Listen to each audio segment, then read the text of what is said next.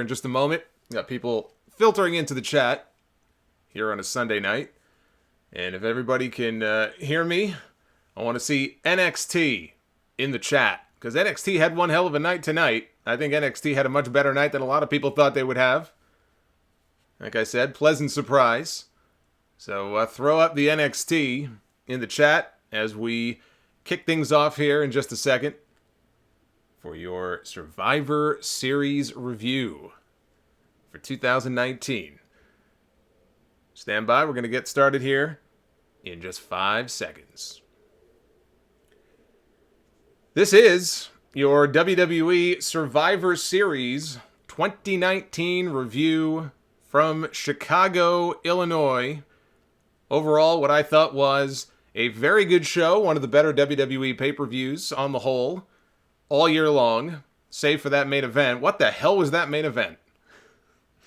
It's too bad, really, because it was cool to see Shayna Baszler get to headline Survivor Series for the first time. But if that was what they had planned for the main event, then whoever came up with the match order for this show, you done fucked up. But before I get into any of that, I have to address something first. Mauro Ranallo was apparently supposed to be on this show tonight. I believe Triple H even may have made mention of that fact at some point. It might have been on the post-takeover, conference call type thing that he does. So Mauro was supposed to call some of the matches tonight. I would imagine the NXT Championship match, would have been one of them. And as you noticed, he was not there. He also deleted, or at least deactivated, his Twitter account after last night's War Games show. It is no coincidence that during that show, and I was not aware of this until after it was already over, Corey Graves tweeted this. This was during TakeOver last night. Corey Graves obviously was watching, and he tweeted this.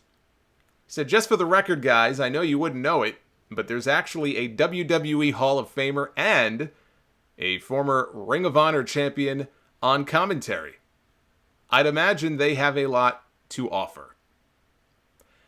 Now, he is referring to Beth Phoenix, who is a WWE Hall of Famer, and Nigel McGuinness, who is a former Ring of Honor world champion.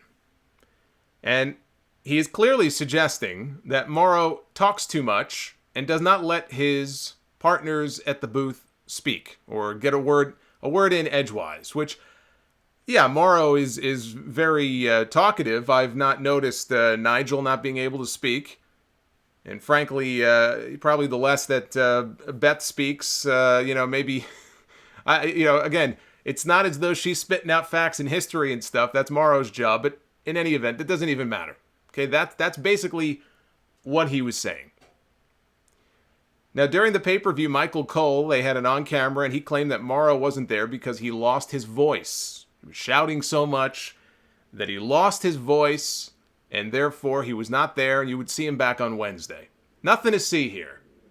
Yes, because when I lose my voice, I always delete my Twitter. Even if you believe what Corey said to be true, or if you don't like Mauro Ranallo's commentary, that's fine.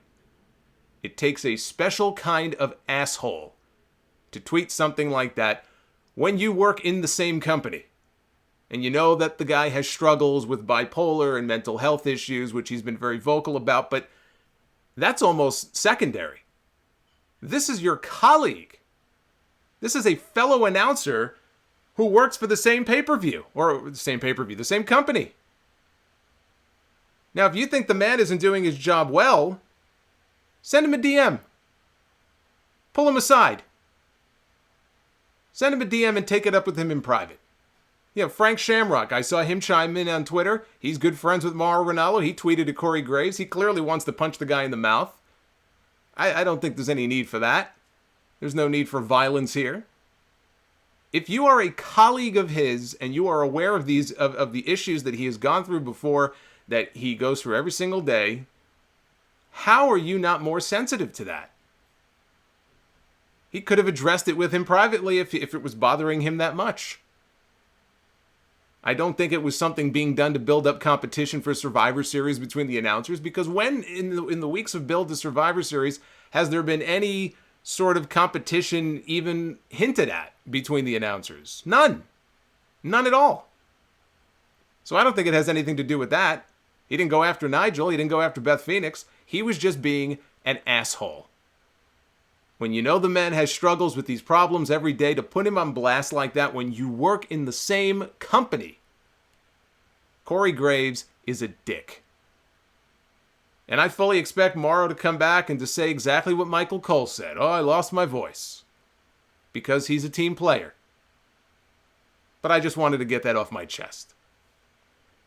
The poll is open. If you would like to vote, at Solomonster on Twitter, give Survivor Series a thumbs up, or give Survivor Series a thumbs down. You may do so, and the poll will be open for a few days. And Super Chats also are open. There's a whole bunch that have already come in. Casey is Raw, thank you very much. Ryan W., appreciate it. Mr. E1976, $5 Super Chat. Drew Everyday, Russell Graham just subbed to the channel. A lot of activity going on. I'll be thanking people throughout the night. And we're going to get started here with this review in just a moment. But first, tonight's review is sponsored by The Ridge. The Ridge is the slim wallet. Fits comfortably into your pocket. They're the perfect holiday season gift for your dad, your brother, maybe your boyfriend or husband, if we have any ladies listening. Or maybe this guy here. Take a look at your screen right now. You see this guy? Right there on your left. You see that? You know who that is? That's CubeBot. Now, some of you who have listened to me for years and have followed me on Twitter, you are very familiar with CubeBot. And in fact, you might remember this photo. There was a horrendous episode of Monday Night Raw many years ago. I mean, now it's commonplace every fucking week. But there was a particularly boring episode of Raw many years ago. This might be going back to 2013 or 2014. And so I decided to take it upon myself to take pictures of CubeBot. CubeBot couldn't take it anymore, so he busted out the Jack Daniels, as you can see. CubeBot's a lightweight. Take a look at the picture on your right. Look at this guy. Look at this guy. What a sad sack he is. Doesn't he know you don't mix whiskey and vodka? This is what he looked like by the end of the night. Now I want you to take a look at this. This is what CubeBot looks like today. You know why? You know what he's holding there? That's a Ridge wallet. They come in aluminum, burnt titanium, carbon fiber, and now they have their new Damascus steel wallet. You can pick a cash strap, money clip, whatever you prefer. Keep your cash safe and secure. Get a lifetime warranty. Every wallet is guaranteed for life. And right now, you can get, look at CubeBot. He's so happy. You can get 10% off your first Ridge wallet with free shipping all over the world. These wallets are going to make a great stocking stuffer for the holidays, so get on it. Be as happy as CubeBot is. Look at that smile. Look at him. Got his leg all propped up. This guy's back on the wagon. He's been sober now. He's got his wallet. He's not spending it on beer. It's great. Go to ridge.com/Solomonster. Use the promo code Solomonster at checkout. God, you gotta love this guy. It's been years since people have seen CubeBot. Anyway, go to ridge.com/Solomonster.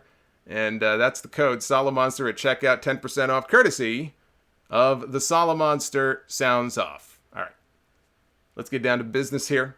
Kickoff show opened with a tag team battle royal, with the winners getting a tag team World Cup trophy. Does anybody actually think this stuff means anything? You know, we go to Saudi Arabia and we have Gallows and Anderson. They win some kind of, what was it, a battle royal or a gauntlet? I don't even remember at this point. To crown the best tag team in the world. So now the OC comes out every week, and what does the announcer say? The best tag team in the world. Do you look at Anderson and Gallows and think this is the best tag team in the world? Have they been any more dominant since then? Fucking Carl Anderson got pinned the other night on Raw by Humberto Carrillo, who couldn't steal a win for weeks over AJ Styles. So now they have a trophy. Yeah, because those mean a whole lot, like the Andre Battle Royal trophy. Oh yeah. So this was a way to get everybody on the show. Representing Raw, we had the OC, Street Profits, Zack Ryder, Kurt Hawkins. Repping SmackDown, we had the Lucha House Party, Heavy Machinery, The Revival, and Bobby Roode and Dolph Ziggler. And we had teams from NXT, including the Forgotten Sons, Breezango, and Fabian Eichner and Marcel Bartel of Imperium from NXT UK. Steve Cutler dumped out first. The Forgotten Sons are quickly and quite appropriately forgotten here in this Battle Royal. Lucha House Party out next. Zack Ryder dumped by Bartel. Rude takes Eichner out of the ring. Revival and OC. They work together. Bye-bye Otis. Revival knocks out Breezango, eliminating NXT from the Battle Royal. That's it. Those are all the NXT teams. Gone. Stephen Feast, thank you for the $5 Super Chat, brother. Appreciate it. They are open. Don't forget, $10 or more, you get Russo on a pole. Everybody loves Russo on a pole. So the final three teams, we've got Street Profits, OC, and Rude and Ziggler. They are the final three. Ziggler hits a super kick to Gallows, knocks him out of the ring. So much for best in the world. Hits an accidental super kick to his partner.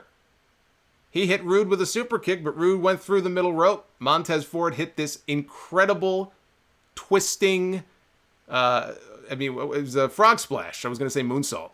Twisting frog splash to Dolph Ziggler. This was a thing of beauty. Ah, there he is. There's Russo on a pole. I love seeing this during the stream at least once. It's not a real stream without Russo on a pole. Thank you, Sean. And Brumakian Productions has one coming in as well. So we have the twisting frog splash by Montez Ford. I will always sing the praises of Montez Ford with these frog splashes. He gets more height than anybody I think I've ever seen. It's incredible. But then as soon as he gets up, Rude sneaks up from behind and dumps him out. So Dolph Ziggler and Bobby Roode win the Battle Royal. They win the trophy. I guess they are the, what would they be? What would you call them? We already have a best in the world. What's better than that? What's better than the best? I don't know. But they won the Battle Royal. And you know what? It's nice to see them actually counting pre-show wins this year, which they have not done before. And so that was the first win for SmackDown. Lio Rush, Akira Tozawa, and Kalisto for the Cruiserweight title. This was good. Felt a little Lio rushed. Some bad humor there. Clearly this was an afterthought, considering how late this was added. Nobody really seemed to care. Tozawa hit Rush with the senton off the top. Kalisto breaks up the pin. Salida del Sol to Tozawa. Lio Rush comes off the top rope onto Kalisto with the frog splash for the win. So keep this in mind, because I'm going to bring this up more as the night goes on here. This was the second frog splash of the night. Okay, the second frog splash in as many matches, and we're only on the kickoff show. Okay, this would not be the last time tonight that we would see a frog splash. So he hits the frog splash, gets the win. This was nothing like that Cruiserweight title match that we saw at Full Sail a few weeks ago with Rush and Angel Garza. But it was good. Yeah, for what it was good. And it was the first win of the night for NXT. So NXT and SmackDown at this point were all knotted up at one win apiece. Viking Raiders, New Day, Kyle O'Reilly and Bobby Fish of the Undisputed Era, Battle of the Tag Team Champions. This was bumped off the main card late in the day to the kickoff show. I know that upset a lot of people, given the choices they had. I mean, looking back on it now, they should have put that freaking women's triple threat on the kickoff show if that's what they had planned. But when you really look at the card from top to bottom, what other match would you have bumped, if not this one? I mean, there's no easy answer. This was kind of the match that had to go if they just felt they didn't have enough time on the main card. I thought this was a very good match. Very pro NXT crowd here in Chicago. I don't know if that was because of that excellent takeover show the night before in the same building, or if NXT is just catching on. I mean, it's not really reflected in the ratings necessarily, but NXT definitely was the favorite of the fans in Chicago tonight. I love the big man spots early with Big E and Ivar. There was a Doomsday double stomp, and this was kind of weird seeing Kofi Kingston considering the year that he's had. You know, that great story they told with him heading into WrestleMania and WWE champion. All those months for Kofi Kingston as WWE champion. And here he is on the pre-show. Right back to where he was before. Wrestling tag team matches on the kickoff show. Just weird to see. So they hit a Doomsday double stomp. Ivar breaks up the count. Undisputed Era break up the Midnight Hour. Kofi misses Trouble in Paradise, and he gets laid out outside the ring. Undisputed Era is left standing with the Viking Raiders. So they go at it for a while. In the end, Viking Raiders hit the Viking Experience. And Monday Night Raw gets on the board. We are all tied up. One win for each brand as the pay-per-view opens with the traditional Survivor Series elimination women's match. Team Raw with Charlotte Flair, Natalya, Sarah Logan, and the Kabuki Warriors against Team SmackDown, Sasha Banks, Nikki Cross, Lacey Evans, Carmella, Dana Brooke, against Team NXT, Rhea Ripley, Candice LeRae, Io Shirai, Bianca Belair, and Toni Storm. And each team, and this was the same for all of the Survivor Series elimination matches on the show, all of the teams came out to their respective brands' theme songs. So nobody had individual entrances. Nobody in any of these matches came out to their own theme music. They came out to the Raw theme, or the SmackDown theme, or the NXT theme. At least the NXT theme is pretty cool. So, didn't mind that so much. Shout out to Wave for the $4.99 Super Chat. Red Panda with the Super Chat as well. All the way from the UK. Good to hear from you. So, we had Kairi Sane and Io Shirai sharing the ring together for the first time, I believe the first time since coming to WWE. Of course, we saw them working together once against Pentagon in Lucha Underground. That was feels like a lifetime ago now. As I'm seeing Corbin Krang on my screen. I love these. I love these little pop-ups here. So we got to see Kairi and Io go one-on-one. It didn't last nearly as long as I had hoped, but for the time it lasted, all of maybe 2 minutes, not even, it was great. Dana Brooke, the entire time as these two were going at it, standing off in the corner. She was watching. She was admiring. That's exactly where she should have been. That's exactly where she belonged. In the corner, back away, do not interfere, just watch, just observe, like the rest of us. So something happened in here, and I didn't see, storyline-wise, exactly what caused it. All of a sudden, Io Shirai and Candice LeRae are down outside the ring. I don't know what caused it. I don't know what set that up. They're just down, and they're playing it off like they're legitimately injured. Referees are coming over. They're throwing up the X. They're swarming around these women, and you're thinking the worst. You're thinking, oh my God, what's happened here? This match has come to a screeching halt. And as we would find out later on, they were not really hurt. But they took them out of the match. So Candice was gone. And even worse, Io was gone. Io was going to be one of the best parts of this whole match. And she was gone. So Team NXT all of a sudden was down to 3 members. Not a good 2 nights for Rhea Ripley's teams when it comes to the odds, given what happened last night. Came down to 4-on-2. But they found a way to win. So the story is, so is she going to be able to find a way to win again tonight? We had Bianca pinning Nikki Cross with Ripley holding her legs from the outside. Bianca Belair, 450 off the top, eliminates Sarah Logan. Natural selection by Charlotte Flair takes out Carmella. Insane elbow from Kairi Sane down onto Toni Storm. But Sasha Banks hits the Meteora off the ropes to Kairi and pins her to eliminate her. That brings in Asuka. Asuka with a spin kick. Goodbye, Dana Brooke. Asuka then gets into it with Charlotte, her partner. They're shoving back and forth. We already have dissension here in the ranks of Team Raw. So Asuka mists Charlotte in the face. And then she walks out, never to be seen again. Charlotte can't see. Lacey Evans hits her with the woman's right and pins her. Natty then pins Lacey. If you watch Natty's lips, she mutters, "Bye, bitch," to her after pinning her. That's not very nice. But all of a sudden, NXT, which was at a disadvantage earlier, now has more women left than either Raw or SmackDown. So there was a cool double sharpshooter bank statement spot to Toni Storm. So Toni Storm was gone.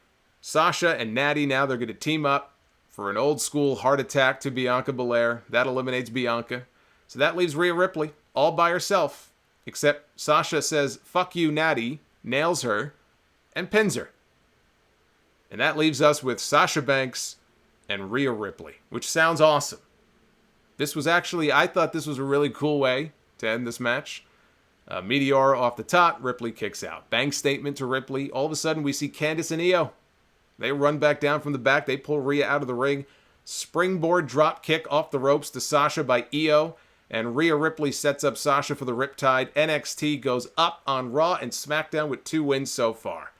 I thought that there were a lot of very awkward moments here in this match. But by the end, when it was over and I look back on it, even though I wasn't thrilled with some parts of it, I thought it ended up being a very good match. Now, my question is, did Asuka get counted out? Because if not, should she not be able to get back into the match? Or were Candice and Io also not allowed in? They just kind of showed up. I don't know if they acknowledged that they were not allowed back into the match. They never really had a chance to come back in. I would assume they were eliminated. So this was a little bit of a cluster. I was not a fan of Io Shirai missing the majority of this match. It's like they teased you at the beginning with her and Kairi, and then all of a sudden it was like, boom, Io's gone. Like, where'd Io go? So I didn't like that part. I was pleasantly surprised that NXT got the win. And to see them go all in so hard this weekend on Rhea Ripley between her win last night at War Games and here again tonight, she's a rock star. Look, she would fit right in today. If the main roster, Vince McMahon said, God damn it, I want her on the main roster, she'd fit right in. Let us hope they do not get their hands on her just yet. I know Vince loves his blondes. Boy, does he love his blondes. But I don't think I'm ready for that. I don't trust what they would do with her just yet. But this weekend was great for her career. So there was a backstage meeting. Seth Rollins, Kevin Owens, and Rollins wants to know, hey, after last night, what's the deal, man? You popped up as a surprise on Team NXT. What's going on here? And Owens says, NXT doesn't need me. NXT doesn't need Kevin Owens. But Monday Night Raw desperately needs Kevin Owens. And you know what? That is a 100% shoot comment. He is absolutely correct. I said as much in my review. It's like I feel like I got deja vu. Did I not say that I was hoping Kevin Owens is not back full-time on NXT because Raw would be that much worse? They need a big baby face on that roster. Did you hear this crowd's reaction tonight to Seth Rollins?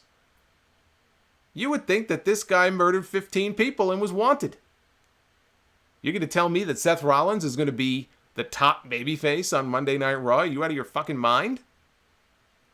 So he's 100% correct. Monday Night Raw needs Kevin Owens a hell of a lot more than NXT does.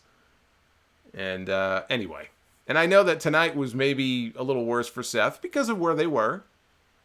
They were in Chicago. But anyway, what he was saying here in reality was 100% true. So I'm just checking out some of the super chats. I go, Crimson Alpha. What's going on, Crimson? Crimson Alpha, Jonathan Bordeaux. Not very happy with Corey Graves. Yeah, I don't think any of us are. Then we had AJ Styles representing Monday Night Raw against Shinsuke Nakamura representing SmackDown against Roderick Strong representing NXT. Triple threat match. Battle of the Brands. Not quite the classic I was hoping for. But I probably had unrealistic expectations going into this. This was still very good. We had Styles.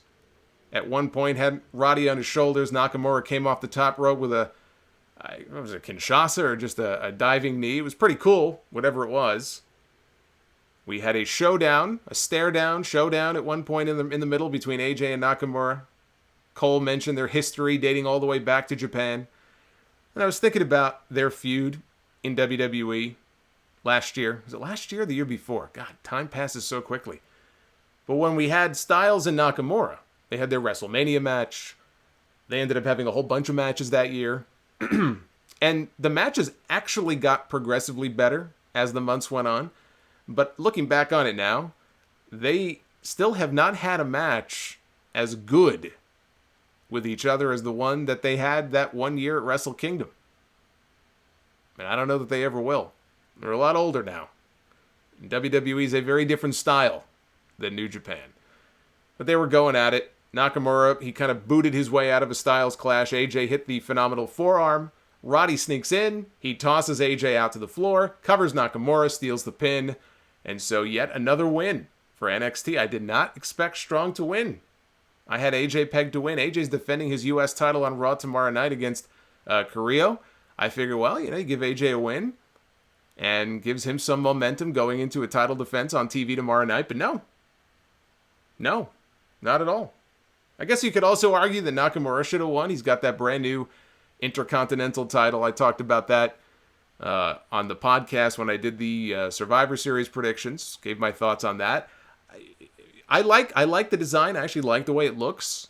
But they changed the one title in the entire company that did not need to be changed. That's the funny part. They have a lot of titles you can look at and go, God, that thing is ugly.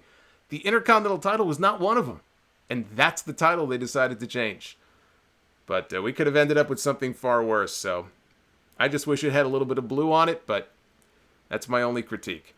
Then we had what turned out to be, and I'm looking back on the whole card now. And I probably would still stick to this as my opinion on what I thought was the match of the night. Adam Cole and Pete Dunne for the NXT Championship. This was I would say it's between this and the men's Survivor Series elimination match, which I also thought was excellent. But this was certainly up to this point, easily the best thing on this show. It had very little heat early on. The crowd was not really all that loud for this match. I'd say the first half, quite frankly. Very little heat early on, but they won them over as it went on, and the crowd got way up for those final few minutes where it felt special. Because you could say, well, who cares what the crowd thinks? The crowd doesn't affect whether or not the match is good or not. Actually, they do. They do. And whether people realize it or not, it does affect your perception of whether or not the match is, a special match that you're going to look back on and say, well, shit, that was a really fun match. Or like the main event tonight, I think people are going to look back and go, man, people were sitting on their hands, they were bored, they were chanting CM Punk. So believe me, the crowd makes a difference. They won these people over here in Chicago. Cole was selling the ribs after that ridiculous bump off the top of the cage in War Games last night. Dunn was selling the knee a little bit later on, so it was almost like the walking wounded here in this match. Late in the match, they navigate out onto the apron. Adam Cole hits a Panama Sunrise on the ring apron. Crazy. So Dunn somehow beats the count back into the ring.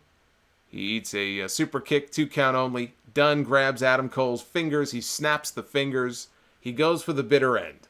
Adam Cole counters it into another destroyer, follows it up with the last shot to the back of the head, and picks up the win. And so Adam Cole, not surprisingly, retains the NXT Championship in what I thought was an excellent match. I don't think you can ignore the fact, if I had one, I don't even know if you would call it a critique, but one thing about it is Adam Cole was damn near murdered last night at the end of that War Games match. And so he comes out tonight for a championship match. Pete Dunne was also, he had a match the night before as well. It's not like he had the night off. But he lost to a guy who got, an air raid crash from 12 feet up off the top of a cage through 2 tables. He lost fair and square. Adam Cole didn't cheat. Undisputed Era didn't run down. He lost. He lost to a man who by all rights should be laid up in a hospital bed somewhere. But I think the match was so good, people aren't going to look back and go, well, what a loser. What a loser Pete Dunne is. Because the match turned out to be that good. I don't think most people are really going to think about that. Only schmucks like me.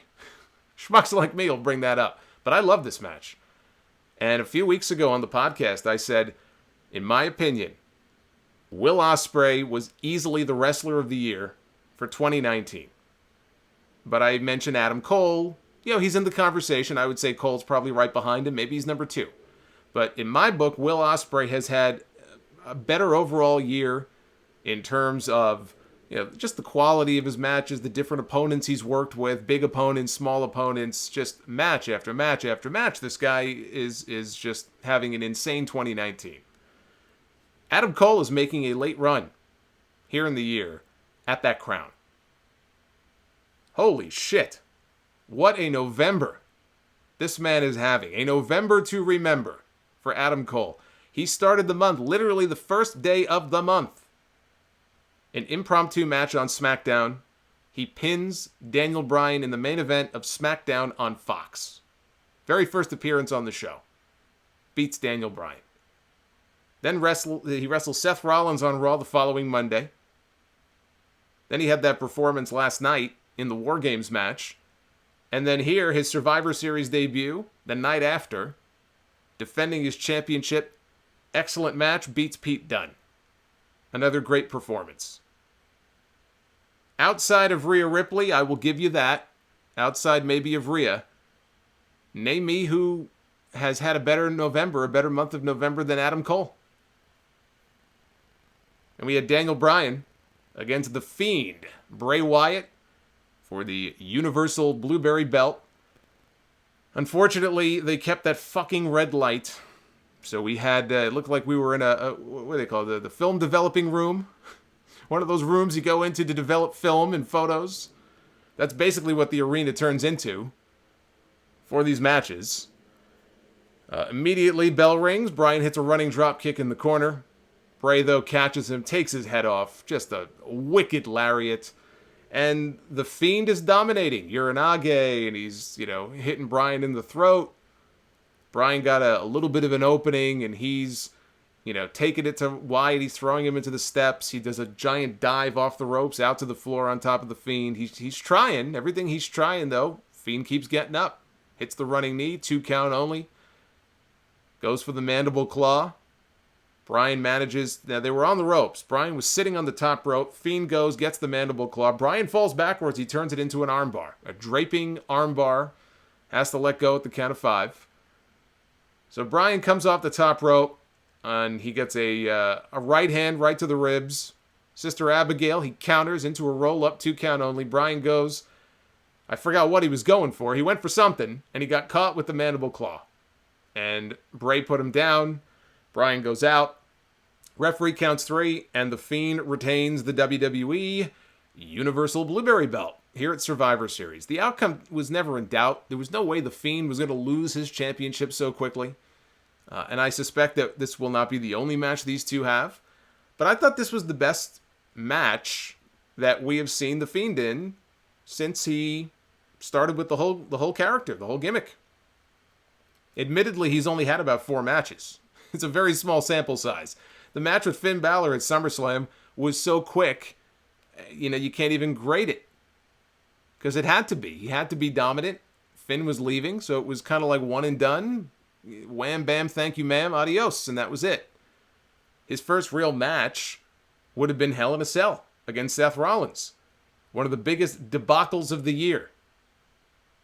One of the worst pay-per-view finishes in the history of the company. I won't say the worst. But if you made a list of the top 10, top 20, it's probably on there. So then they had a match in Saudi Arabia, him and Rollins, which was at least better than whatever they did at Hell in a Cell.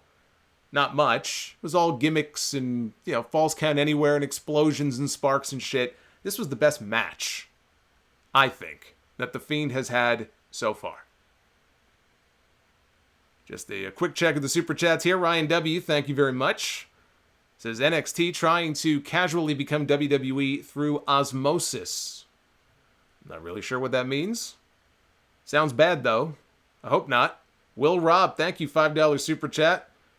Says, my humble apologies on my comment yesterday about you uploading but not going live. That's no problem, my friend. All's good. All is good. We have a lot of people subbing to the channel as well, which is always great, so you get the notifications when I do go live. You'll get a spiffy little email that lets you know. And we had the Men's Survivor Series elimination match. Team Raw with Seth Rollins and Kevin Owens, Ricochet, Drew McIntyre, and Randy Orton against Team SmackDown with Roman Reigns, Braun Strowman, King Corbin, Chad Gable, and Mustafa Ali against Team NXT, consisting of Tommaso Ciampa, Matt Riddle, Keith Lee, Damian Priest, and Walter, the NXT United Kingdom champion. This was a great match where not only did NXT have a chance to shine, but they made a new star in Keith Lee. And I don't know if they've got bigger plans in store for Keith Lee. I don't know if Keith Lee is on his way to the main roster after what we saw from him tonight. If we'll only see him in NXT for a few more months, maybe he'll pop up in the Royal Rumble. I don't know. I don't know what their plans are for him. I would say you almost have to.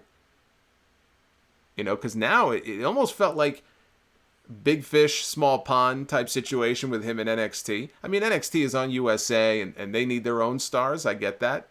But you know that at some point they're going to look at this guy. They're going to look at the reaction he got. They're going to look at how fucking big he is and the things that he can do for a guy his size. I mean, I don't know if it was Cole or who it was on commentary, maybe Nigel, who made the comment that he does things as a man his size that a man his size should not be able to do. And at some point, you've got to think that Vince McMahon is going to look at this guy and go, we can work with this. We can do something with this. I don't know if that's good or bad, but this was the best night of his career. Match went about half an hour. Seth Rollins, the tweet slayer, was about as popular as you would expect him to be here in Chicago, which is to say not very popular at all. Everything he did, he got booed. Maybe he'll tweet about it. If he does, let me know. Walter, as far as talk about a complete 180, from Seth Rollins, we go to Walter. In front of this crowd, which was a very pro-NXT crowd, Walter was the most over guy in the entire match. I thought they were chanting Goldberg early on because Matt Riddle was out there. I'm like, are they chanting Goldberg? It sounds like Goldberg. And then I listened a little closer. I don't think they were chanting Goldberg. I think they were chanting Walter. So you hear all the Walter chants. So here's Walter, right? The United Kingdom champion. I believe he's undefeated, yet to be pinned, yet to be made to submit. And so naturally, he was eliminated first. Of course he was. Of course he was. Claymore kick by... Now, he got a little bit of offense. He was in there with Braun throwing chops. So it's not like he just got kicked in the head and pinned. But I would say he didn't get more than about 2 minutes, if that, in the ring before he got Claymore kicked by Drew McIntyre. And it was goodbye, Walter. Lots of bullshit chants for that. People were not happy to see Walter eliminated first here in this match. We had a little bit of interplay here between Chad Gable and Matt Riddle, which was very cool. I'd love to see more of that. I like the spot where Kevin Owens is up on the top rope, and we've got two bodies down in the ring. We've got Tommaso Ciampa, and we've got Chad Gable. And Owens has his pick. He has his pick of who he is going to come off the top rope and hit a frog splash on, and he chooses Chad Gable, which is to make you wonder, where does this guy's allegiance really lie? He spared the NXT guy. After teaming with him, they were tag team partners the night before. He went after the Smackdown guy instead. I assume, anyway, that's why they did that way. Well, he would pay for that a few minutes later. Ciampa caught him with a DDT coming back into the ring, and he eliminated Kevin Owens. Fans did not like that. And so, Owens was gone. RKO takes out Damian Priest. RKO attempt to Matt Riddle, but Riddle rolled up Orton for the shock pin. Matt Riddle pins Randy Orton. And then he was gloating, or brooding, or whatever word you want to use. As he's celebrating, Orton lays him out with an RKO anyway. Because fuck you, that's why. Maybe he pictured Tony Khan. I don't know. So he gives RKO to Matt Riddle. Corbin sneaks in, pins Riddle to eliminate him. McIntyre uses a Claymore kick on Braun Strowman. Outside the ring, Braun counted out. Because Braun Strowman is a loser. He is booked like a loser. Corbin pinned Ricochet after the end of days. Ricochet was, he was bouncing around in there like a rubber ball. He was selling for, Ricochet looked great. Ricochet was doing Ricochet things here in this match. He was bumping around like a madman, and so he gets put down by Baron Corbin. Seth Rollins pins Ali. So what happened here, they're outside the ring. Some of the guys are outside the ring. Rollins is inside. And Corbin takes issue with the fact that Ali tagged himself into the match. Now, they're tag team partners. So instead, he's like accosting this man. Why'd you tagged yourself in? And Ali's not going to take his shit, and so he shoves Corbin. But then as soon as Ali climbs inside the ring because of the distraction, he is immediately curb stomped by Seth Rollins and pinned. And the crowd did not like that. Now, I don't know if they were just that into Ali, or my guess is they just don't like Seth Rollins. So they booed. They booed the elimination of Mustafa Ali. Tommaso Ciampa, actually before Tommaso Ciampa, Roman Reigns, he pinned Drew McIntyre with a spear. Tommaso Ciampa, he pinned Baron Corbin after Roman Reigns speared Corbin. They were arguing. Corbin was just stirring shit, and so he got taken out. Seth Rollins pinned Tommaso Ciampa after a curb stomp. This was after he ate a spear from Roman Reigns. And so it came down to the final three.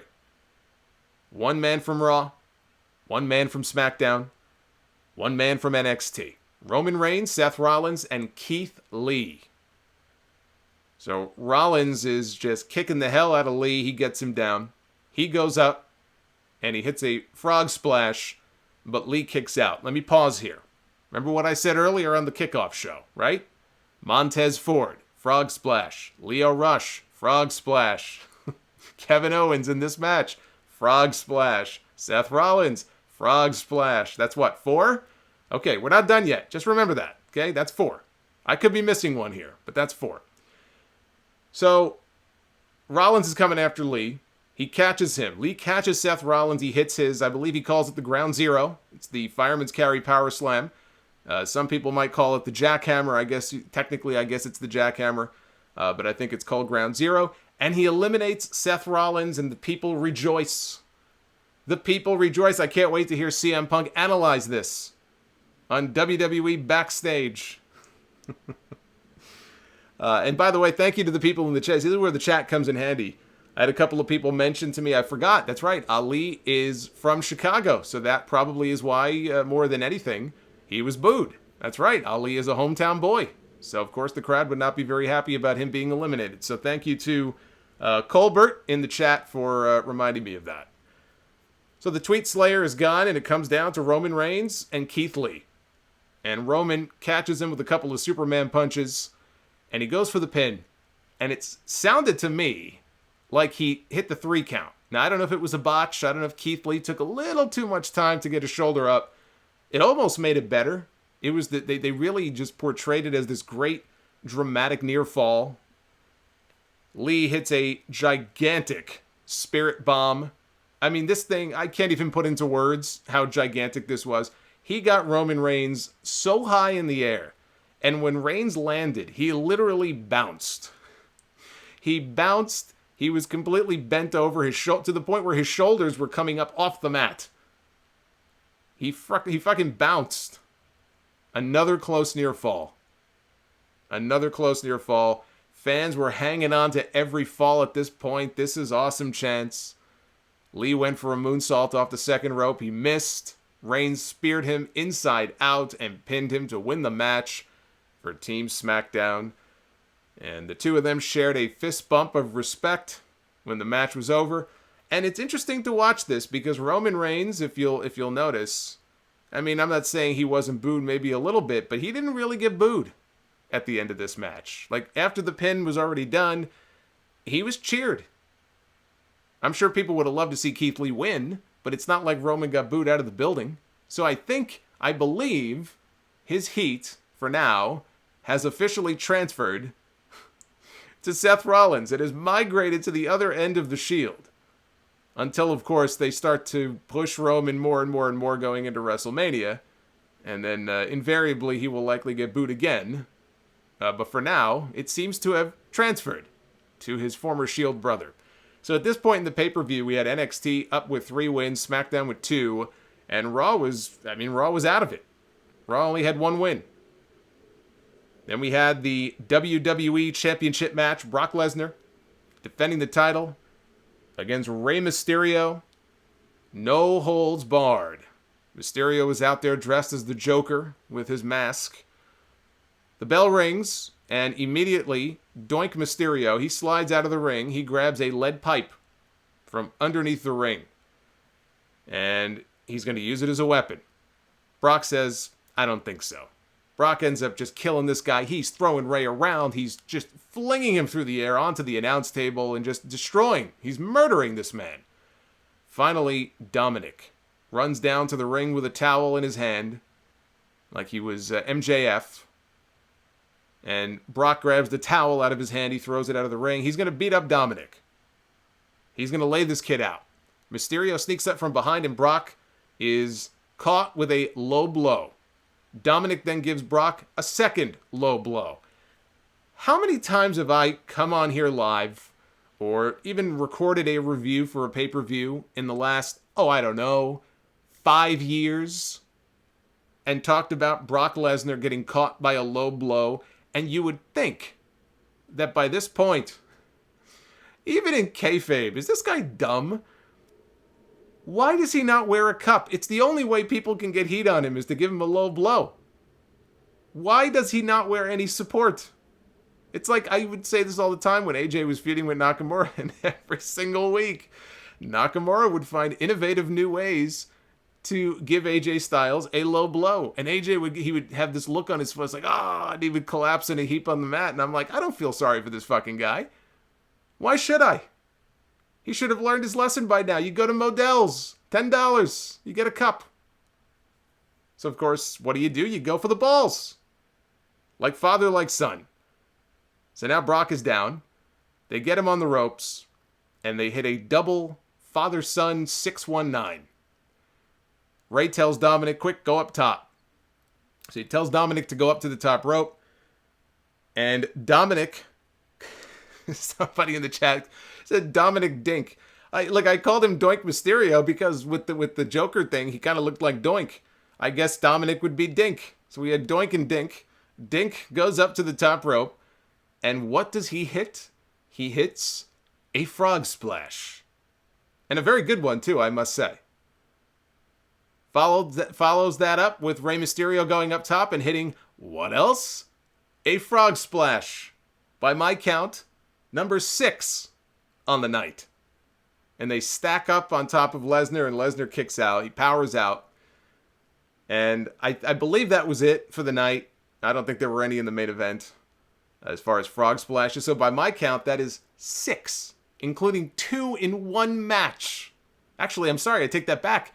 Both the men's Survivor Series elimination match and this match had multiple frog splashes in the same match. So I don't know if the frog splash is like the new dive out of the ring. It might be. It was for tonight. I thought Dominic's was actually a lot better than Rey's. So now Dominic is going to climb back up to the top rope again. I don't know what he's going for. I don't know if he's going to try for a moonsault or what exactly he's thinking here. Brock pulls him off, hits a nasty German suplex. He folds this kid up like an accordion. Rey is on the top rope in the other corner. Brock turns around. Off the top comes Rey. Lesnar catches him on his shoulders and hits the F5, and you know how this ends. 1, 2, 3. And Brock Lesnar retains the WWE Championship. This is exactly what it needed to be. I thought this was fun. Especially the comeback with Rey and Dominic. Dominic looked great. He hit all of his spots. I thought this was a lot of fun. And then we got to the main event. Becky Lynch representing Monday Night Raw against Bayley representing SmackDown against Shayna Baszler. The NXT Women's Champion triple threat match here. Shayna Baszler headlining her first WWE pay-per-view, her first Survivor Series. And it's too bad because I thought the match was boring as hell. I did not like this match at all. And I don't want to knock the work of the women in the match because they were, I didn't notice any botches. It wasn't like they were spending a lot of time in rest holds or anything like that. They were working the match that they had planned. And I don't know if it was just a combination of the match. The match was boring. You can't just put this all in the crowd. Oh, the crowd was tired. I do think the crowd maybe was tired coming off what they had just cheered for with Rey and Dominic and then the men's Survivor Series match. This was very odd placement. I was shocked that we did not see Ronda Rousey. Shayna Baszler was my pick to win. But part of that prediction was that Ronda Rousey would appear and would provide the assist for her friend to win, and it would begin it would start whatever build to maybe a singles match between Becky and Ronda, who I do think is going to come back at WrestleMania. So we didn't see Ronda. But I thought for sure this match being in the main event slot, well, surely there's some kind of big angle they have planned at the end. And there was none. It was just a match. Clean finish. It's always nice. But I thought the positioning of this match, after what we had just seen and how up the crowd was, this was a big mistake. This was a big swing and a miss by whoever put this match order together. But, it may just be a case where they look at Becky Lynch and they say, Becky Lynch is, I don't know if top draw is the right word. I don't know that there's any evidence of that. I don't think anybody, frankly, on either of these brands is really much of a draw. Maybe Roman Reigns by default. I don't know. But maybe they just say, look, Becky is our top star. And so we're going to put her where she belongs in the main event. Well, it didn't work out tonight. Because the crowd just seemed bored. They were chanting CM Punk. They were chanting all kinds of other things. I was bored too. I just couldn't wait for this to end. There was one point where Becky got her in the disarm her. Bayley broke it up. She hurt her knee in the process. So Bayley was selling the knee. Action spilled to the outside. And Becky's sent into the guardrail, into the announce table. People don't care. Bayley sends Shayna inside, and she gets caught in the Kirifuda clutch. So Bayley turns that, she counters that into a pin for a 2 count. She goes up top for the elbow drop. As she comes off for the elbow, Shayna catches her again in the clutch, and Bayley taps out. And just like that, Shayna Baszler wins for NXT. She wins the triple threat. She's celebrating on the announce desk outside the ring when the match was over. Becky Lynch gets up like a sore loser, and she sweeps out Baszler's leg. She trips her, and she's beating the hell out of her, and she's, lays her out on the announce table, and she jumps off the barricade with it was either a leg drop or a butt drop, whatever it was. Puts Shayna through the table. They should have booed Becky Lynch. This is complete garbage here, what she did. What a sore loser. So, Becky is standing tall and her music is playing, everything at the end, but Shayna Baszler is the one who gets the win. NXT wins the night. NXT wins the night. They decided to put NXT over strong, I assume because they realize, hey, we have this new show on USA on Wednesdays, and we want more people to watch. So if there's one beneficiary of all this build, these last 4 weeks to Survivor Series, and the pay-per-view tonight, it would be NXT. I don't know who else benefited from this other than NXT. And if you take NXT out of the equation, I said this on the Sound Off earlier today, think of the build for this pay-per-view without any of the NXT people. Shayna Baszler, and that great segment, the face-to-face that she had a few weeks ago on Raw with Becky, probably the best thing on the whole show that night. Rhea Ripley, who had a huge breakout week. This last week or two, has been unbelievable for this woman's career. Keith Lee, Ciampa, Fish and O'Reilly, Adam Cole. Take all of them out of the equation. What are you left with? You're left with Raw and SmackDown, doing little mini invasions every single week. The build-up and the show would have been so much worse without NXT being on this show. To the point where this has to be an annual thing now going forward. You can't not include NXT. But I thought it was smart for them to really put that brand over strong. You want to get people to watch. You want to get people to take them seriously. They got to win. They can't go in there and be losers. They can't be like SmackDown. It was last year or 2 years ago where they got swept. Shane McMahon's brand, his team, he got swept. You can't do that with NXT. And tonight they put them over strong. So that was cool to see. Let's check the Twitter poll results. See what you guys thought. Because I thought this was an easy thumbs up show despite the boring main event. Let's take a look at what you guys think. Here are the results so far, and that's pretty overwhelming, I would say. 76% thumbs up, 24% thumbs down, with over 2,200 votes in so far. So that is easily a pretty overwhelming positive response to the pay-per-view. I would agree with that. I think TakeOver still blew it away in terms of quality. But we got 2 quality shows out of WWE this weekend. I only wish they could deliver that on the weekly television. It's going to be interesting to see what happens now that this is over. No more mixing of the brands. Everybody goes back to their sandboxes. Recess is over. Everybody has to go back to their own classroom.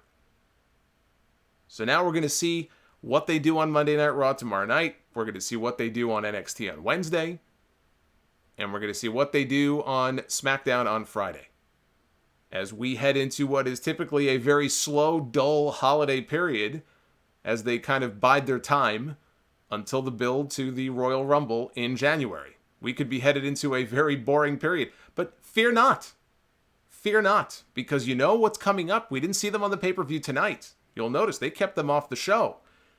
You know why? Because they're saving them. They're saving Rusev and Bobby Lashley for TLC next month, and the continuation of the, I can't even call it a love triangle. I don't know what you would call it. I call it shit. That's what I call it. Between Rusev, Lana, and Bob Lashley. So we have that great singles match. Maybe they'll put Lana on a pole. That could be my new donation for the Super Chats here. $20 or more. Lana on a pole. Actually, I think there's probably a lot of people in the chat who would love to see Lana on a pole, but that's for a different stream. Half an hour, it'll be midnight. We can have that kind of stream. Let's take a few calls. Not too many, but we'll take a few here. You see the phone number there on your screen. And Walter Kobielak, thank you for the $1.99 Super Chat, my friend. I appreciate that. Kevin Velasquez, I missed him earlier. Thank you. He says, it was not a Joker mask that Rey was wearing, but Psycho Clown. You might be right. It actually might have been Psycho Clown. I doubt Vince McMahon would have known even who Psycho Clown is. But the key word there is clown. So I can call him Doink and not be wrong. I call him Doink. And Dominic is Dink. I like that better. I like that better. Let's go to Chandler, Arizona. Area code 520. You're on the air. Hey, Solomonster, how you doing? I'm doing well. How are you? I'm doing good. This is I actually, even though it's a Chandler area code, I'm actually from Maricopa, Arizona, which is the weird thing. You're in Arizona. You're an Arizona dweller, and it's a lot warmer where you are than it is by me here in New York. Oh hell yeah! Although now we're getting to that time of year where it rains at 9 o'clock in the morning, and it pisses off it just pisses me off. What's your question? Anyway, I actually really like the show tonight, Solomonster. Like you, I definitely had a couple issues with the main event. I actually was dozing halfway through the match. Yeah, it's a shame, too, because this is one of the matches I was looking forward to. I've been waiting to see Becky and Shayna. I don't really care about Bayley being in the match, but I've been waiting for Becky and Shayna. And you know what it reminded me of? And I was in the building for this, so I can attest to being there live for it. I had the vibe watching this of the main event of WrestleMania this year, which was also a triple threat. And it was Becky and Charlotte and Ronda. And it was built up as the biggest match on the card. And when the match finally came, 9 hours later, everybody was just bored to shit. And the match had no heat, and the finish came out of nowhere. Tonight reminded me of the WrestleMania main event, and not in a good way.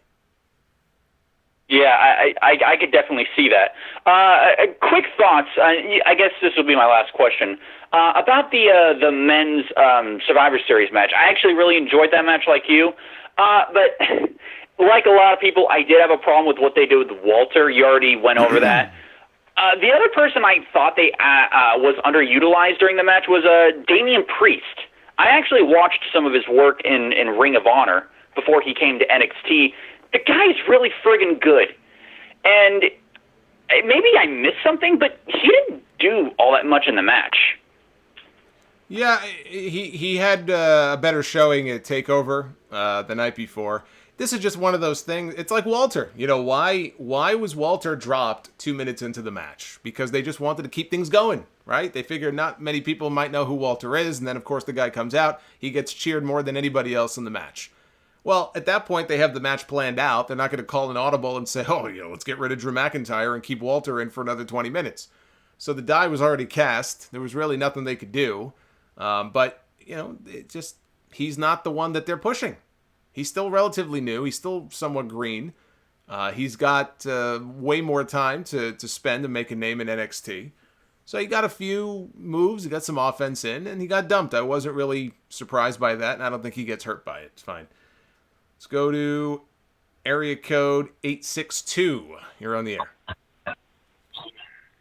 Hey, it's Hampton from Mount Clear, New Jersey. How you doing, Solomonster? I'm doing well. How are you? Good. So, yeah, the pay-per-view, Survivor Series, that was really, really good. I was actually kind of surprised they let NXT win, honestly. I was very much expecting them I was expecting them not to, like, get buried, but I was expecting them to at least get, like, maybe 2 wins. I was expecting SmackDown to win this. But at the end of the day, I really actually liked the main event. I didn't hate the main event. I wasn't particularly bored, but I kind of understand what you were saying with that. But, Adam Cole, that dude was a freaking warrior, dude. Like, that guy, the shit he was been through the past month, and going through a freaking table and the air raid crash, man. Yeah, he's Adam awesome. Cole, but keep in mind this also. I forgot to mention this earlier, and I think it's important. It's important for me to mention this, and you bring up a great point, so I'm glad you did.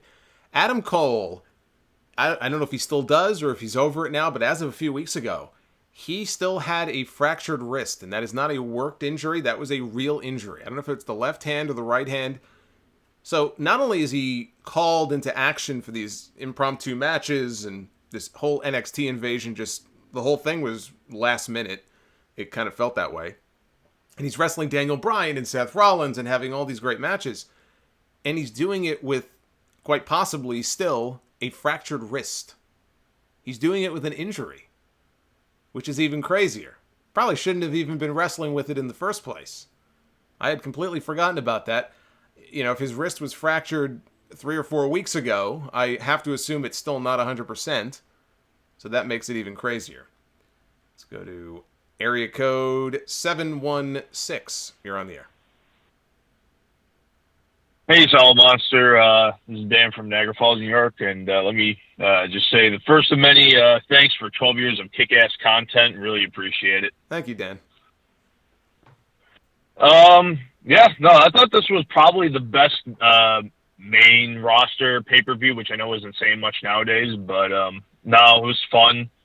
I really liked what they did with Keith Lee as far as keeping him real strong in there, especially like with the night he had at War Games. So I would say as far as like breakout stars, I was going to say Walter, but we all know what happened there and stuff. Like, would you say like breakout star of the year would be like Rhea Ripley or like maybe Adam Cole, even though he's been on the roster for a couple of years? Just wanted to get your thoughts on that. Yeah, I mean, just based on what's happened in the last 7 days or maybe 2 weeks, I would say Rhea Ripley. They brought her over from NXT UK. She just kind of came back out of nowhere, and she was super over. She confronted Shayna Baszler ever since then, and that wasn't that long ago. I mean, this has all happened since NXT came to USA end of September. This was before even AEW debuted. So it hasn't been that long. What is that, 2 months? And in just the last week or two, she has had a tremendous, just breakout month for herself. Keith Lee, you can put him on the list as well. I would say those are probably the 2 names that stand out to me. Like you said, Adam Cole, he's been around for a while. I don't know that breakout is the right word. I think he's just finally showing people how good he really is. And some people are going to say, oh, he's too small, he's this and that. You're never going to convince those people. Those people, they see one thing, they have tunnel vision, they don't care about anything else. If he's not tall and he's not jacked, they don't give a shit. It's completely pointless to even argue with those people. If you look at him based on, the work that he puts out and, his speaking ability and all of that, he's top notch. He's one of the best they have on that NXT brand. And I think eventually when he gets called up, he'll be one of the best they have on the main roster too. There's a reason that Kevin Owens is such a big advocate for him. They've been friends for a long time. Let's go to, I think it's Providence, area code 401. Yeah, what's going on? Can you hear me? I can hear you. My mic is a little iffy. So. I can hear you. Fantastic. But I have some problems with this microphone. Anyway, yeah, I can only take so much WWE. So I only watched the Lesnar Mysterio match and the Fiend and Bryan match in this show. With so much wrestling, like there's only so much WWE can fit into my life.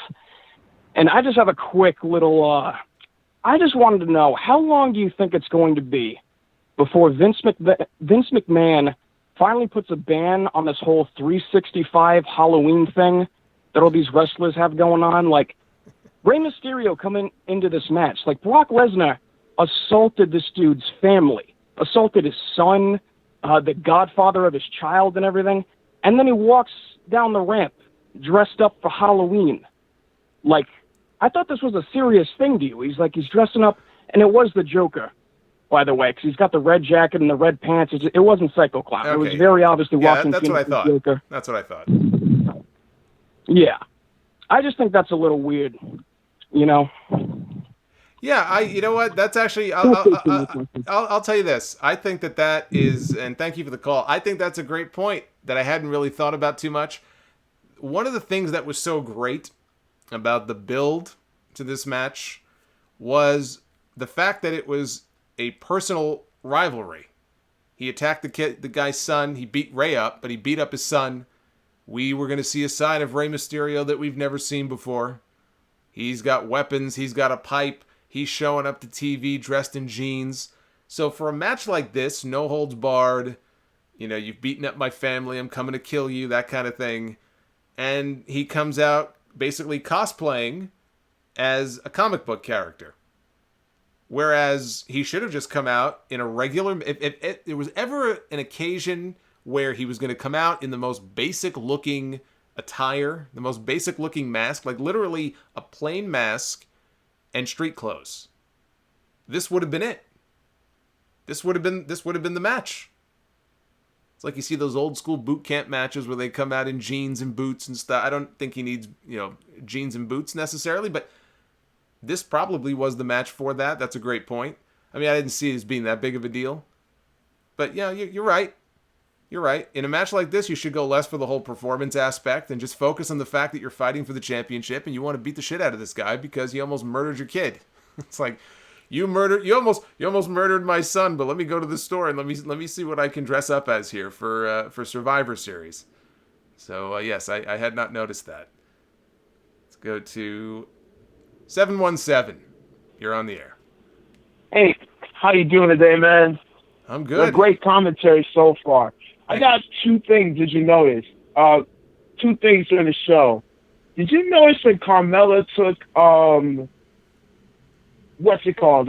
Flair's her flipping move. I think she got a bells rung right there because she had to be helped out the ring. Oh, the natural selection. Yeah, I was like, ouch. I was like, wow. I didn't realize she got hurt pretty bad. I felt bad for her and Dana Brooke because they were like the weakest links in that match. I don't know if you feel the same way.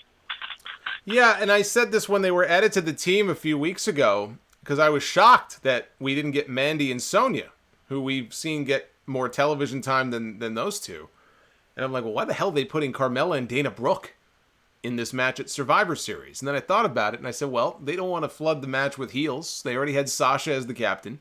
They had Lacey Evans. If you put Mandy and Sonya, the only babyface you've got is Nikki Cross. So that had to be the only reason why. There's no other explanation for why you would get Dana Brooke on the show, but not Sonya Deville. It just wouldn't otherwise make any sense, except that they're heels and they wanted babyfaces. Let's go take a couple more. We'll go down to the Lone Star State, and we will go here to area code 832. Whoa. Yeah, I just had one question. 832, are you there? Yeah. No, oops, sorry. Well, hey, shit happens. Try calling back. Let's go to area code 206. You're on the air. Hey, Solomonster, can you hear me? I can hear you. Who am I talking to? Awesome. My name is Alex. Hey, Alex. I'm a longtime fan. Been watching for a couple years here. I got a question. What is it with Becky Lynch in being an underwhelming triple threat main event?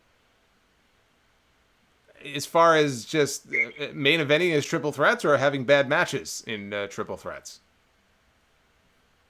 Or just having more them in general? underwhelming. I wouldn't call them bad matches. Well, not like Goldberg Well, I would. I'm calling it a bad match. Yeah, I don't know. I mean, obviously it was a triple threat tonight because of the whole brand thing. So they had to have one Raw, one SmackDown, and one NXT. I mean, there was really no getting around it. Even the tag team match on the kickoff show, that was a three-way as well. And so, yeah, in WrestleMania, they just had to get Charlotte in there. You knew they weren't going to get through that WrestleMania main event without Charlotte Flair. First ever women's match in the main event of WrestleMania. They had to get her in there somehow. Otherwise, it would have been Becky and Ronda one-on-one. I don't know what other triple threat matches you would be thinking of. The only other one I could think of is the one where Becky turned heel, even though it ended up turning her babyface at SummerSlam last year. That was a triple threat, right? Becky, Carmella, and Charlotte. Yet again, Charlotte worming her way into a match that she had no business being in. But it worked out well for Becky in the end. Let's go to 424. You're on the air. 424, yeah, going once. Yes, 424. Yeah. Hello? Hello. Yeah, can you hear me? I can hear you. Oh, hey, man. So, I've been watching your show and stuff for a while now, man. Oh, my name is Jesse, by the way. Hey, Jeffrey. So, to be honest, the whole NXT thing with Raw and SmackDown, I know they did it to compete with AEW, but do you think that's in your opinion, do you think it's really going to help their ratings on Wednesdays against AEW? No, I mean, now it's over. So it helped them this past Wednesday. They won for the first time because they had Rollins and Becky and all these main roster people. But if Triple H is to be believed, starting this week, there's going to be no more mixing of the brands. So I don't see how it's going to... How it would help them going forward is by putting them over so strongly tonight and giving NXT overall the win over Raw and SmackDown. If all of a sudden, all of these people think, wow, I didn't know NXT, wow, this is the real deal, I better start watching this show, and you have a few 100,000 people more tuning into the show. I guess that's probably the hope, but they're not going to have all these main roster guys on the show every week, so I don't really know how that's going to help them out too much. Yes, real quick also, in my opinion, this is my opinion, but I don't think they should have brought NXT to Survivor Series, but then again, I mean, it's just my opinion.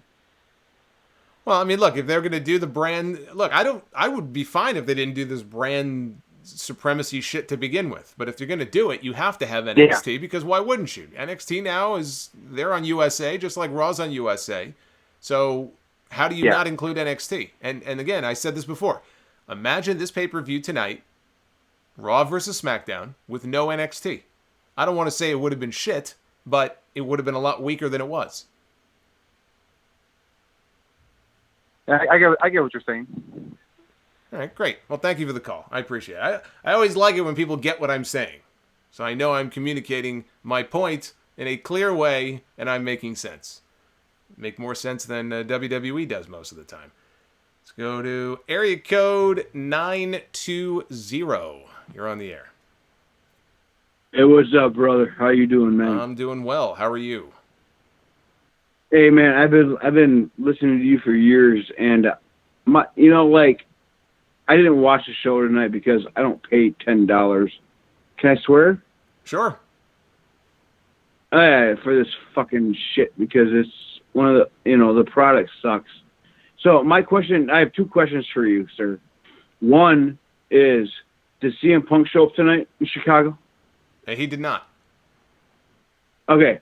Number two, if you had to bring the NWO back in this era, which would never come back, but if it did, and it can't be Hogan, Hall, and Nash, but who would be your three members, and how would you do it to bring the NWO back? I've always wanted to ask you that, because you're like me. I'm probably about the same age as you.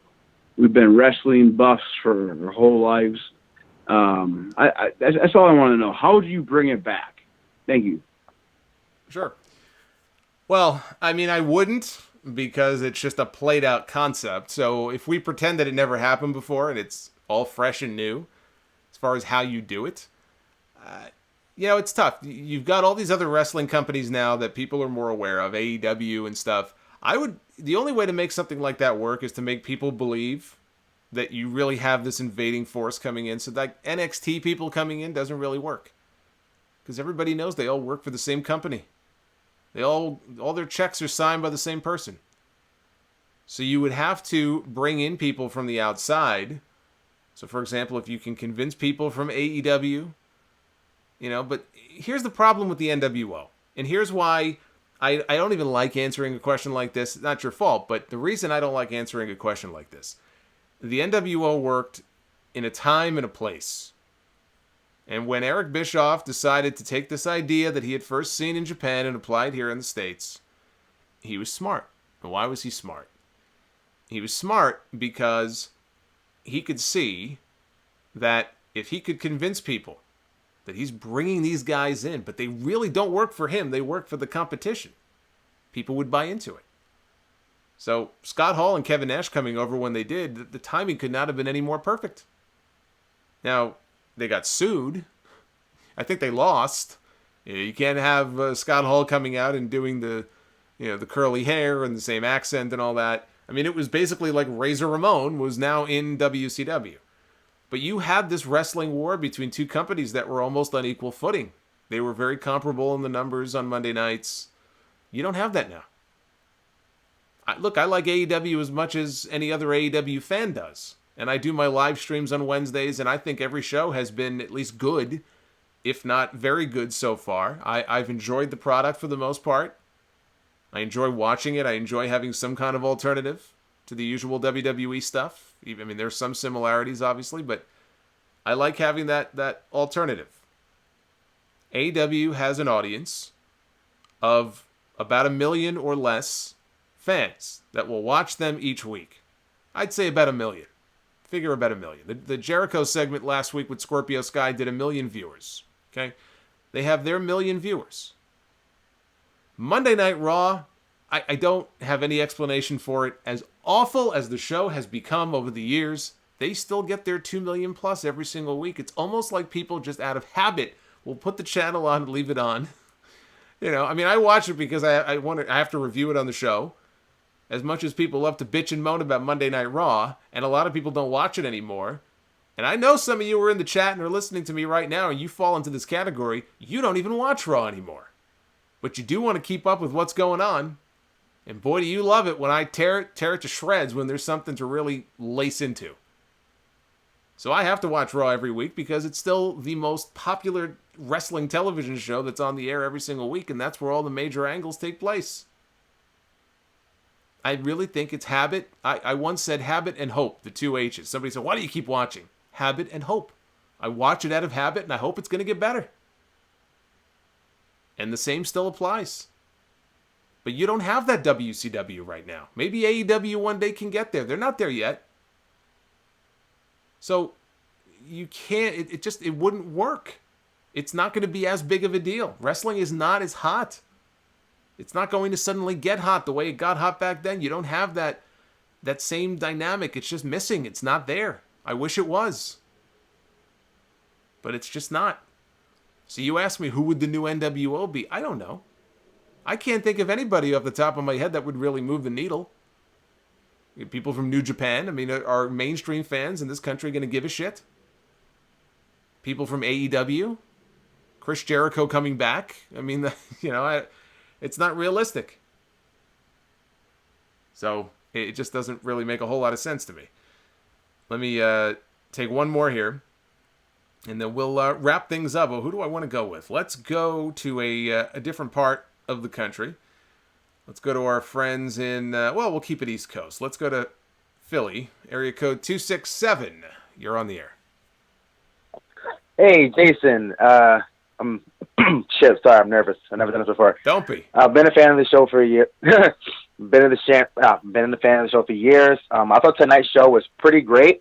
I really thought that NXT did one hell of a job considering what Rhea Ripley, Adam Cole did.